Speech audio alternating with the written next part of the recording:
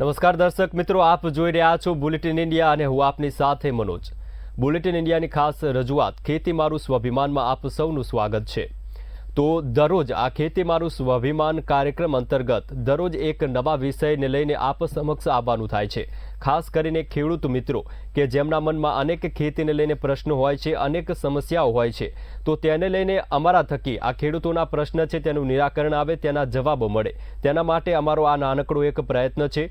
તો દરરોજ એક વિષયને લઈને આપ સમક્ષ આવીએ છીએ। ત્યારે આજનો જે વિષય છે તે છે ઓર્ગેનિક ખેતી। આપણે સૌ જાણીએ છીએ કે અત્યારે ઓર્ગેનિક ખેતીની ખૂબ જ મહત્વ છે અને અત્યારે દિવસે ને દિવસે જે ખેતીમાં બદલાવ આવતા રહ્યા છે, પરિવર્તન આવતા રહ્યા છે, તો તેને જ લઈને ખાસ કરીને હવે આજનો જે ખેડૂત વર્ગ છે તે ઓર્ગેનિક ખેતી તરફ વળે તે ખૂબ જ મહત્વનું છે। તો આજે આપણને આ વિષય ઉપર માર્ગદર્શન આપવા માટે ખાસ એક અતિથિ આપણી સાથે જોડાયા છે। તો અલ્પેશભાઈ બારોટ છે તે આજે આપણી સાથે જોડાયા છે। અલ્પેશભાઈ આપણને આ વિષય ઉપર આપણું માર્ગદર્શન કરવાના છે। તો આપણે અલ્પેશભાઈ સાથે જ વાત કરીશું। અલ્પેશભાઈ, સૌપ્રથમ તો આપનું ખૂબ ખૂબ સ્વાગત છે। બુલેટિન ઇન્ડિયાની ટીમ વતી આપનું સ્વાગત કરું છું। અલ્પેશભાઈ બારોટ કે જેઓ પોતે ગુજરાત ઓર્ગેનિક ફર્ટિલાઇઝર કંપનીના જે પોતે એમડી છે અને આજે આપણું માર્ગદર્શન કરવાના છે। અલ્પેશભાઈ, સૌથી પહેલા પ્રશ્ન તો આપને એ પૂછવા માંગીશ કે ઓર્ગેનિક ખેતી ઘણા ખેડૂતોને આપણે સમજાવતા હોઈએ છીએ કે ઓર્ગેનિક ખેતી કરવી જોઈએ, તેનાથી ઘણા ફાયદા છે, પરંતુ ખેડૂતો ક્યાંક ને ક્યાંક આ ઓર્ગેનિક વિષયને જ સમજી નથી શકતા। એટલે સૌપ્રથમ તો આપ એ માહિતી આપો કે હકીકતમાં ઓર્ગેનિક ખેતીની વ્યાખ્યા શું હોઈ શકે? ઓર્ગેનિક ખેતી એટલે કે કુદરતે આપેલા પદાર્થોથી ખેતી કરવી એને ઓર્ગેનિક ખેતી કહી શકાય। ઓર્ગેનિક ખેતી કરવાથી ઘણા બધા ફાયદા છે। ઓર્ગેનિક ખેતી તો એના માટે અત્યારે જીવામૃત છે, બીજા અમૃત છે, એવા ઘણા બધા દ્રાવણો દ્વારા ખેતી કરી શકાતી હોય છે અને મોંઘા કેમિકલો બંધ કરી અને ઓર્ગેનિક ખેતી કરી શકાય છે। જી બિલકુલ અલ્પેશભાઈ, અત્યારે ક્યાંક ને ક્યાંક આજે રાસાયણિક ખાતરનો ઉપયોગ કરીને ખેડૂતો વધારે ઉત્પાદન કરતા તો થઈ ગયા છે, ઉત્પાદન મેળવતા તો થઈ ગયા છે, પરંતુ આ પ્રકારની ખેતીથી જમીનને કેટલું નુકસાન થાય છે અથવા એનાથી જે પાકનું ઉત્પાદન થાય છે એ પાકનું સેવન કરવાથી આપણા સ્વાસ્થ્યને કેટલું નુકસાન થાય છે તેનો અંદાજો તેમને નથી હોતો। આપનો શું ખ્યાલ છે આ વિશે? અત્યારે જ્યારે કેમિકલ ફર્ટિલાઇઝરો ભારતની અંદર આવ્યા ત્યારે એક લિમિટેશન હતી કે ભાઈ આટલી લિમિટેશનમાં તમે રાસાયણિક ખાતરો વાપરો તો તમને ઉત્પાદન મળી શકે, કે જે જમીનની અંદર જેટલા તત્વોની ઉણપ હોતી એટલા ટકાવારીમાં તમે રાસાયણિક ખાતરો વાપરો તો તમને ઉત્પાદન મળે। પણ અત્યારે કેવું છે કે ઊંધો એક ચીલો પડ્યો છે। એની અંદર એવું થયું છે કે જે વખતે અમુક 10 કિલોની માત્રા હતી કેમિકલ ફર્ટિલાઇઝરની, તો અત્યારે ત્યાં 5 ગુણી કેમિકલ ખાતરો વાપરી છે, જેના દુષ્પરિણામ રૂપે જમીનના આપણા ખેડૂત મિત્ર અળસિયાનો નાશ થઈ ગયો। બીજા જમીન અંદર સૂક્ષ્મ જીવો કે જે ખેડૂત માટે ભગવાનથી પણ ઉપર હતા એમનો નાશ થઈ ગયો છે, જેના કારણે જમીન કડક, ક્ષારવાળી અને બહુ જ ઘાતક જેવી અત્યારે કેવું છે કે ઘાતક બહુ કડક જમીન થઈ ગઈ, એટલે આવનારો સમય બહુ ઘાતક હશે જો આ રીતના ઓર્ગેનિક ખાતરો ના વાપરીને કેમિકલો ખાતરો વધારે લિમિટ બહાર વાપરશું તો બહુ જ નુકસાન કરતા રહેશે। અલ્પેશભાઈ, ખાસ કરીને આ રીતે જે રાસાયણિક ખેતી કરતા હોય છે, દવાનો છંટકાવ કરતા હોય છે, કેમિકલનો ઉપયોગ કરતા હોય છે ખેડૂતો, ક્યાંક ને ક્યાંક દરેકનો એક જ ઉદ્દેશ્ય હોય છે કે ખેતીમાં વધુ ને વધુ ઉત્પાદન મેળવવું। શું ઓર્ગેનિક ખેતી કરીને પણ એના કરતાં પણ સારું ઉત્પાદન મેળવી શકાય કે નહીં? 100% મેળવી શકાય। એના માટે એક વસ્તુ છે કે રાસાયણિક દવાઓ જે આપણે વાપરીએ છીએ તો કોઈ પણ પાકની અંદર આપણે આગમચેતી રૂપે જો આયોજન કરવામાં આવે તો 100% આપણને રિઝલ્ટ મળતું હોય છે। ઉદાહરણ તરીકે કે તમે કોઈ પણ પાક વાવ્યો, વાદળછાયું વાતાવરણ થવાનું શક્યતા હોય કે એવું તમને લાગતું હોય તો પાક વાવ્યા પહેલાં તમારે લીમડો છે, ધતુરો છે, આકડો છે, આ બધું દ્રાવણ મિક્સ કરી અને એને કમ્પોસ્ટિંગ કરી 25-30 દિવસ અને એનો સ્પ્રે દર 15 દિવસે મારવામાં આવે તો ઘણી બધી આવતી જીવાતો એના ઉપર કંટ્રોલ થતી હોય છે। કોઈ પણ જીવાત હોય તો એની અંદર અમુક પાકનો રસ એને ચૂસવામાં ગમતો હોય, કોઈ ઈયળ હોય તો એનો રસ ગમતો હોય, પણ એમાં કેવું તમે દર 15 દિવસે આવો દ્રાવણ છંટકાવ કરશો તો એનો ફાયદો એવો થાય છે કે એ કીટકને એ જે પાક હશે એનો રસનો સ્વાદ બદલાશે, તો એ કીટક તમારા ખેતરમાંથી કોઈ પણ ખર્ચા વગર ત્યાંથી જતું રહેશે. 15 દિવસે એનો છંટકાવ કરવો જોઈએ. અલ્પેશભાઈ, તમે કહ્યું એ વાત જ ઉપર હું આવવાનો હતો. મહત્વનું છે કે આ રીતે જ્યારે કોઈ પણ જે ખેતરમાં પાક વાવવામાં આવે તેમાં કોઈ પ્રકારનો રોગ છે કે કોઈ બેક્ટેરિયા છે કે અન્ય કોઈ પાકમાં ઉણપ વર્તાય છે, ત્યારે અત્યારે તો કેવું છે કે સામાન્યતઃ કેમિકલનો છંટકાવ અથવા દવાનો છંટકાવ કરી દેવામાં આવતો હોય છે. પરંતુ જ્યારે ઓર્ગેનિક ખેતી કરીએ ત્યારે ઓર્ગેનિક ખેતીમાં જો આ પ્રકારની સમસ્યાનો સામનો કરવો પડે, આ રીતના કોઈ રોગો કે જે બેક્ટેરિયા છે કે વાયરસ છે તે પાકોમાં જોવા મળે, તો શું આ રાસાયણિક ખાતર કે દવાનો ઉપયોગ કર્યા વિના એવા કયા ઉપાયો હોઈ શકે કે સારું જે પાકમાં છે ઉત્પાદન મેળવી શકાય? મેન મુદ્દાની વાત, તો ક્યારેય પણ તમે રાસાયણિક ખાતરમાંથી ઓર્ગેનિક ખેતી કરવાની તૈયારી કરતા હો તો એક ખાસ વસ્તુ યાદ રાખવાની છે કે તાત્કાલિક રાસાયણિક ખાતરો બંધ ના કરી શકાય. એને 3 સ્ટેપમાં તમે રાસાયણિક ખાતરો બંધ કરો તો એનું જબરજસ્ત પરિણામ મળતું હોય છે. એક્ઝામ્પલ તરીકે તમે 50 કિલો DAP વાપરતા હોય તો 50 કિલોની જગ્યાએ 25 કિલો વાપરો. સાંજે જીવામૃત વાપરો, એના અંદર જીવામૃતને એના વાપરો. પછી બીજા અમૃત તમે કોઈ પણ જે બીજ કરો એને બીજા અમૃત કરીને તમે વાવો. પછી એના અંદર એક કૃષિ પ્રગતિ ઓર્ગેનિક ખાતર આવે છે, એ તમે વાપરો તો જમીનના અંદર જે પોષક તત્વોની ઉણપ હશે એ પોષક તત્વોની ઉણપ પૂરી થશે. પછી તમે પાક વાયા પછી તમારે કોઈ લિક્વિડ ખાતર આપવું હોય તો લિક્વિડ ઓર્ગેનિક મેન્યુઅલ ફર્ટિલાઇઝર જે હોય છે એ તમે વાપરો તો જબરજસ્ત રિઝલ્ટ મળતું હોય છે એના અંદર. જી બિલકુલ. અલ્પેશભાઈ, ખાસ કરીને અત્યારે તો મોટા ભાગનો જે ખેડૂત વર્ગ છે તે અત્યારે આ પ્રકારની રાસાયણિક ખેતીમાં અત્યારે જે જોતરાયેલો છે અથવા રાસાયણિક ખેતી કરવાનું પસંદ કરતા હોય છે. પરંતુ કોઈ ખેડૂત મિત્રો જો ધીરે ધીરે આ ઓર્ગેનિક ખેતી તરફ વળવાનો પ્રયાસ કરે છે, ઓર્ગેનિક ખેતીની શરૂઆત કરે છે, તો એવા કયા પાકો છે કે જે શરૂઆતમાં તેની વાવણી કરી શકાય અને શરૂઆતમાં જ સારું એવું ઉત્પાદન છે તે મેળવી શકાય? અત્યારે સિઝન ચાલે છે ઘઉંની, તો ઘઉંની અંદર જેને પણ વાવેતર કર્યું હોય તો એના અંદર જીવામૃત તમે જ્યારે પણ પાણી આપો ત્યારે જીવામૃત સાથે આપો તો જબરજસ્ત રિઝલ્ટ મળતું હોય છે. સાથે સાથે જીવામૃતની એક તકેદારી એવી રાખવાની કે પ્રોપર છાંયડા રાખવાનું જોઈએ અને જીવામૃતની અંદર જબરજસ્ત રિઝલ્ટ મળતું હોય છે. સાથે સાથે લિક્વિડ ફર્મેન્ટેડ ઓર્ગેનિક મેન્યુઅર એક લિક્વિડ ખાતર આવે છે, એનો પણ સાથે તમે જો ડ્રિંચિંગ કરો તો એનું જબરજસ્ત તમને રિઝલ્ટ મળતું હોય છે અને ઉત્પાદન સારું મળે. જી બિલકુલ. બીજી વાત મહત્વની એ છે કે ક્યાંક ને ક્યાંક આજે ખેડૂતો જે ઓર્ગેનિક ખેતી કરતા હોય છે પરંતુ ક્યાંક ને ક્યાંક જે ઉત્પાદનમાં જે પહેલાં કરતાં ઘટાડો જોવા મળે છે. એટલે કદાચ ઘણા એવા ઉદાહરણો છે કે 1-2 વર્ષ ઓર્ગેનિક ખેતી કરે અને ત્યારબાદ ઉત્પાદનમાં પરિણામ ના મળે એટલે ફરી પાછા હતા ને ત્યાં રાસાયણિક ખેતી તરફ આવી જાય. એટલે આવા ખેડૂતો માટે ખાસ કરીને શું એડવાઇઝરી કે સંદેશો હોઈ શકે કે તમે આ રીતે પણ જે હિંમતના હારો છતાં થોડા વર્ષોની અંદર સારું એવું ઉત્પાદન મેળવી શકો? કુદરતે જ્યારે જમીનની અંદર પ્રથમ વાવેતર થયું છે ત્યારે કોઈ પણ પ્રકારના રાસાયણિક ખાતરો નહોતા. તો મેન અત્યારે કેવું છે, જે પણ ખેતી કરે છે ખેડૂતો, તો એમાં અમુક ઘણા બધા ખેડૂતો અમે જોતા હોઈએ છીએ. અમે સલાહકાર તરીકે ઓર્ગેનિક ખેતી કઈ રીતના કરવી, જૈવિક ખેતીની અંદર સારું પરિણામ કઈ રીતના લાવવું, એના નિષ્ણાત તરીકે અમે સેવા આપતા હોઈએ છીએ. પણ આના જે ઉત્પાદન ના મળવાનું કે ઓછું મળવાનું કારણ એવું હોય છે કે તમે જ્યારે ઓર્ગેનિક ખેતી તરફ વળો તો પાયાની અંદર ઓર્ગેનિક ખાતરો એનો જથ્થો પૂરતો પ્રમાણમાં વાપરો. બીજા નંબરમાં કે તમે જ્યારે શરૂઆત કરો તો જીવામૃત પણ એના સાથે સાથે જવા દેવાનું હોય. નેનો યુરિયા અત્યારે પણ આવી છે તો તમે એનો પણ છંટકાવ થોડો થોડો કરી શકો. બીજા નંબરમાં કે ઓર્ગેનિક ખાતર તમે વાપરશો એના એક માપદંડમાં તો સારામાં સારું તમને ઉત્પાદન મળશે. અલ્પેશભાઈ, કદાચ કોઈ ખેડૂતો જો આપે કહ્યું કે જેમ અત્યારે આપ રાસાયણિક ખેતી કરી રહ્યા છો તો સીધો એકદમ ખાતરનો ઉપયોગ બંધ કરીને કે એ રીતે ન કરવું જોઈએ, તો એ અંગે કોઈ ખેડૂત મિત્રોને માહિતી જોતી હોય કે કદાચ અત્યારે રાસાયણિક ખેતી કરે છે પરંતુ ભવિષ્યમાં તેમને ઓર્ગેનિક ખેતી કરવાનો વિચાર છે, તો શરૂઆત કઈ રીતે કરી શકાય? કેટલા પ્રમાણમાં ખાતર ઓછું કરવું જોઈએ દર મહિને કે કેટલા સમયગાળામાં છે તે આટલા તે પ્રમાણમાં ખાતરમાં ઘટાડો કરીને આ રીતે ધીરે ધીરે ઓર્ગેનિક ખેતી તરફ આગળ વધી શકાય? એમાં એ રીતના હોય છે કે આપણે જ્યારે પ્રથમ વખત પાયાના ખાતરો આપીએ તો એ વખતે ધારો કે તમને એવું લાગે કે ભાઈ આપણે ઓર્ગેનિક ખેતી ચાલુ કરવી છે તો તમે રાસાયણિક ખાતર 50 કિલો વાપરતા હોય તો એનું 25 કિલો વાપરવાનું. બીજી સિઝનમાં 25 કિલોનું 12.5 કિલો. સાથે સાથે એના સાથે ઓર્ગેનિક ખાતરોનો પણ ઉપયોગ કરતું રહેવું જોઈએ. સાથે જીવામૃતનો ઉપયોગ કરવો જોઈએ. એ રીતના ધીમે ધીમે તમે જે ઘણા બધા કલ્ચરો અત્યારે આવી છે, PSBના કલ્ચર આવી, DAP યુરિયાના આ બધા જે પણ કલ્ચર હોય એનો તમે ઉપયોગ કરતા રહેશો તો સારામાં સારું ઉત્પાદન મળતું રહેશે આના અંદર.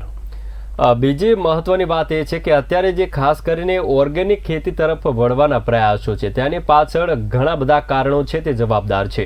અત્યારની વાત કરીએ તો ખાસ કરીને જે રાસાયણિક અથવા ખાતર કે કેમિકલથી આપણે જે ખેતી કરીએ છીએ અને તેનાથી જે ઉત્પાદન થાય છે તેનાથી થતું આપણને નુકસાન અને ઓર્ગેનિક ખેતીથી જે ઉત્પાદન થાય છે, જે પાક થાય છે તેનાથી થતા આપણને ફાયદા, આ મામલે ઘણા લોકો કન્ફ્યુઝ હોય છે એમ કે ઓર્ગેનિક ખાવું કે રાસાયણિક ખાતરવાળું ખાવું શું ફરક પડે.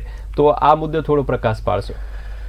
એક બહુ જ અગત્યનો પ્રશ્ન તમે કીધો છો, જે આ પ્રશ્ન માટે તો હું ક્યારનો વિચારતો કે આ પ્રશ્નનો જવાબ હું આપું સારી રીતના. રાસાયણિક ખાતરોથી આપણે જે પણ ઉત્પાદન કરશું એની અંદર પોષક તત્વો બહુ ઓછા છે, પણ હેવી મેટલ્સ જે રાસાયણિકના જે દ્રવ્યો છે એ આપણા શરીરના અંદર જશે. અમુક જે એવા ઘણા બધા પેસ્ટિસાઇડ્સ ખાતરો છે એની આડઅસરો આપણા શરીરમાં થતી હોય છે. અત્યારે તમને કહું કે રાસાયણિક ખાતરો, રાસાયણિક દવા, પેસ્ટિસાઇડના કારણે ઘેર ડાયાબિટીસ, કેન્સર, બહુ નાની ઉંમરે ફળદ્રુપતા ઘટી જાય લેડીઝોની અંદર, એવા કેટલાયના તો આખો ગ્રંથ લખે એટલા બધા નુકસાનો છે. જો જૈવિક ખેતી આપણે કરીએ તો આપણો પરિવાર, આપણું શહેર, આપણું ગામ, આપણો દેશ એક સ્વસ્થ તરીકે જીવી શકે. સારું આપણું શરીર આપણું જો સારું હશે, બીમારી વગરનું હશે તો ઘણું બધું આપણને પાછળની જીવન સારું રહેશે. અત્યારે કેવું છે કે રાસાયણિક ખાતરોના કે રાસાયણિક કેમિકલ ફર્ટિલાઇઝરના કારણે ઘણા બધા સાઈડ ઇફેક્ટ. એક તો જમીનની અંદર જમીન આપણી કડક થઈ ગઈ છે, જમીનની અંદર ક્ષાર થઈ ગયો છે, સારું ઉત્પાદન નથી મળતું. એ મોટું કારણ છે રાસાયણિક ખાતરો અને પેસ્ટિસાઇડના કારણે. જી બિલકુલ, આપે જે વાત કીધી તે વિશે મારે પણ ક્યાંક વાંચવામાં આવેલું છે કે અત્યારે થોડા ઉત્પાદનના વધારા માટે, થોડું ઉત્પાદન વધારે થાય તેના માટે ખેડૂતો આવી લાલચમાં આવીને વધારે ને વધારે આ જે ખાતર છે તેનો ઉપયોગ કરતો હોય છે. પરંતુ મહત્વની વાત એ છે કે જે મારે વાંચવામાં આવ્યું છે અને મારી પાસે જેટલી માહિતી છે એ પ્રમાણે કદાચ જે રીતે દર વર્ષો આપણે જે જમીનમાં જે ખાતરનો ઉપયોગ વધારે કરી રહ્યા છીએ અને બને છે એવું, અને ઘણી જગ્યાએ બન્યું પણ છે કે બનતું એવું હોય છે કે આ જે જમીન છે તેની ધીરે ધીરે ફળદ્રુપતા બિલકુલ ઓછી થઈ જાય છે અને આ જમીન છે એકદમ બિન ઉપજાઉ બની જાય છે. એટલે કદાચ થોડી લાલચમાં ખેડૂત હોય છે તે પોતે આ પોતાની જમીન અને પોતાનું બહુ મોટું નુકસાન કરી બેસે છે જે તેને ખબર જ નથી હોતી. આની અંદર એક મહત્વનો મુદ્દો તમને કહું કે અત્યારે આપણા ગઢિયાઓની એક કહેવત હતી કે ભાઈ લાખના 12,000 કરવા. જી, ઘણા બધા ખેડૂતો ઘણી મોંઘી દવાઓ વાપરી, મોંઘા રાસાયણિક ખાતરો વાપરી, પણ એના દુષ્પરિણામ નથી ખબર. 1 લાખ રૂપિયો ખર્ચો કરવાનો, આમાં 1,10,000ની આવક થાય તો એમને કંઈ મળતું નથી. પણ જો જૈવિક ખેતી કરવામાં આવે તો પોતાના જ ત્યાં તૈયાર કરેલું ખાતર વાપરી શકાય અને એનું ઉત્પાદન ભલે ઓછું થાય પણ એનો ભાવ સારો મળશે. બીજા નંબરમાં કે ખર્ચો સામે ઘટી જશે તો એનાથી મોટો ફાયદો ખેડૂતનો થશે. બીજા નંબરમાં કે અત્યારે એક બહુ મોટો ઇસ્યુ અત્યારે છે કે ખેડૂતોના ત્યાં ગાય, ભેંસ, બળદ, તો આનું જે છાણ હોય, એનું જે મૂત્ર હોય, આ બધું મિક્સ કરીને જો સારું ખાતર બનાવો તો એના અંદર પણ લાખો કરોડો પ્રકારના સૂક્ષ્મ બેક્ટેરિયા છે જે જમીન માટે પ્લસ આપણા આરોગ્ય માટે બહુ જ ફાયદાકારક હોય છે. તો તમે એ વાપરી શકો છો. અને બીજી કંઈ વધુ માહિતી હોય તો અમે આપતા હોઈએ છીએ ખેડૂતોને. જે અલ્પેશભાઈ તમે વાત કરી એટલે મને યાદ આવ્યું કે ઓર્ગેનિક ખેતી સાથે જે પશુપાલન સાથે જોડાયેલી ખેતી અને ઓર્ગેનિક ખેતી, મોટા ભાગે આપણે જે ગૌ આધારિત ખેતી એક શબ્દ વાપરતા હોઈએ છીએ. એટલે ઓર્ગેનિક ખેતી સાથે પણ જો ગૌ આધારિત કે પશુ આધારિત ખેતી કરવામાં આવે તો આ વધારે ફાયદાકારક હોય છે. અને જે ગાયની પેદાશો છે, જે આપણે યુરિનની વાત કરીએ, મળમૂત્રની વાત કરીએ, તેમાંથી પણ ઘણા પ્રકારના ખાતરો અને જે દવાઓ છે તે બનતી હોય છે. તો તેના અંગે કોઈ માહિતી કે જે ખેડૂત મિત્રો પાસે ગાય કે પશુઓ છે તો તેમના જે મળમૂત્રનો ઉપયોગ કરીને પણ આજે કૃત્રિમ ખેતી અથવા જે ઓર્ગેનિક ખેતી છે તેની શરૂઆત કરી શકે છે અને સારું ઉત્પાદન મેળવી શકે છે. અત્યારે મારા કોન્ટેક્ટમાં ઘણા બધા ખેડૂતો છે કે જે પોતાને ત્યાં 2 થી 3 ગાય હોય, દેશી ગાય સારી નસલની, તો એનો ગૌમૂત્ર એ લોકોને ત્યાં ગાય બચ્ચું આપવા લાયક ના હોય છતાં એ લોકો ગાયને રાખતા હોય છે. અમે પૂછ્યું સાહેબ કેમ આમ? અમારે જાણવા ખાતર. તો અમને એવું કહેતા હોય છે કે સાહેબ આ ગાય અમને દિવસના 500 થી 600 રૂપિયાનું છાણ અને ગૌમૂત્ર આપતી હોય છે, જેનો અમે છંટકાવ કરી શકીએ છીએ, જેનું એનું સારું ખાતર બનાવી શકીએ છીએ. અમારી પોતે પણ અમે 100% ગાય આધારિત એક લિક્વિડ ઓર્ગેનિક ફર્ટિલાઇઝર બનાવીએ છીએ. લિક્વિડ જો વીઘાની અંદર 1 લીટરમાં થઈ જાય છે. તો ખેડૂતને ત્યાં તો જાતે જ જો ગાયો હોય તો જાતે જ એ હજારો રૂપિયાનું ખાતર બનાવીને પોતાના ખેતરમાં વાપરી શકે અને સારું ઉત્પાદન મેળવી શકતો હોય છે.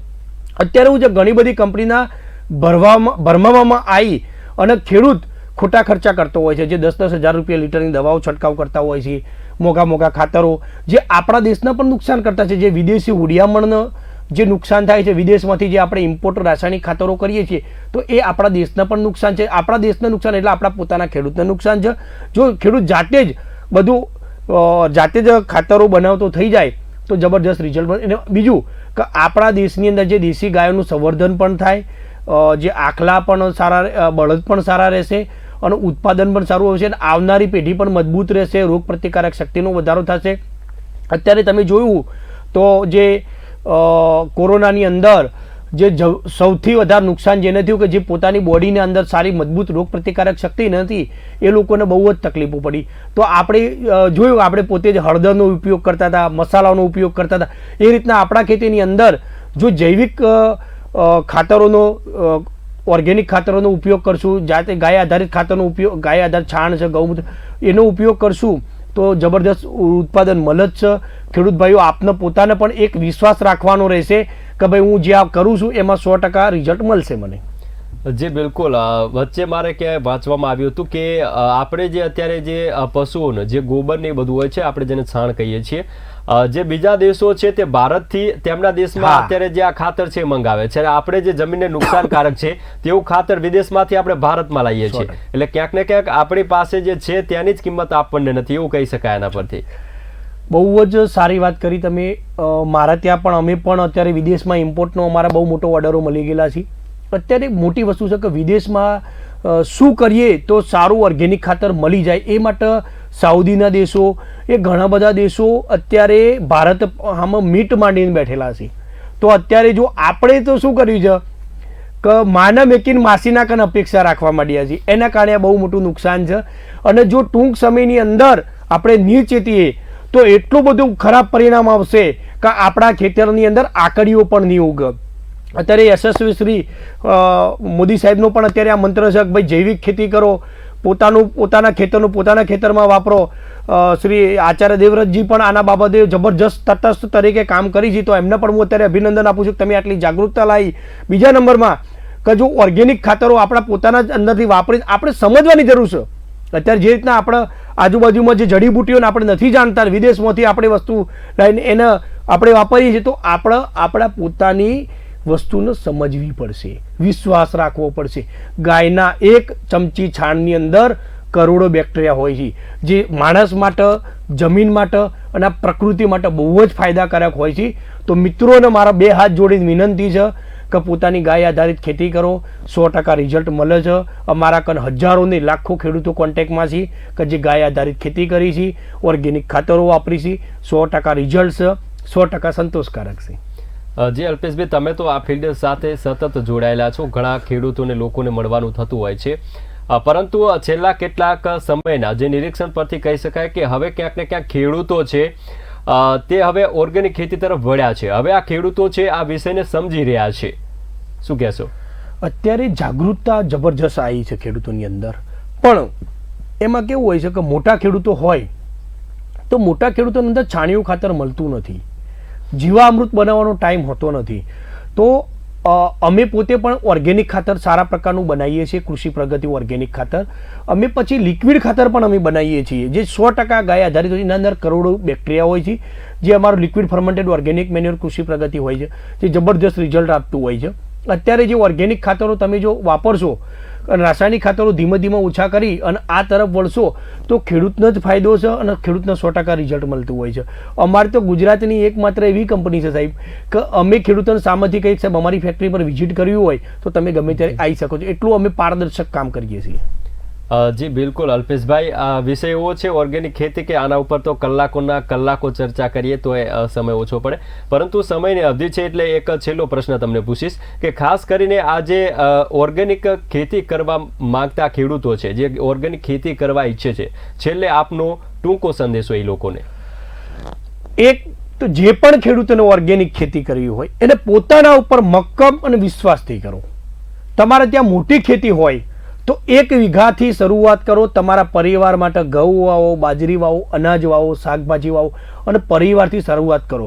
1 વીઘાની અંદર મને વિશ્વાસ છે 100% તમને પરિણામ મળશે અને તમારા દરેક પૂરી જમીનમાં તમે ખેતી કરી શકશો. પણ એના માટે તમારે પોતાના અંદર આત્મવિશ્વાસ હોવો જોઈએ. આત્મવિશ્વાસ હશે તો 100% તમે શિખર ઉપર ચડી જશો. જી બિલકુલ, ખૂબ જ સરસ અલ્પેશભાઈએ આપને માર્ગદર્શન આપ્યું છે. સૌપ્રથમ તો અલ્પેશભાઈ આપનો ખૂબ ખૂબ આભાર કે આ વિષય ઉપર આપ માર્ગદર્શન આપવા માટે ખુદ પોતે અહીંયા પધાર્યા છો. તો દર્શક મિત્રો, ફરી જ આવા એક નવા વિષય સાથે મળીશું ખેતી મારું સ્વાભિમાન કાર્યક્રમમાં. ત્યાં સુધી જોડાયેલા રહો અમારી સાથે અને જોતા રહો બુલેટિન ઇન્ડિયા, ભરોસો ગુજરાતનો.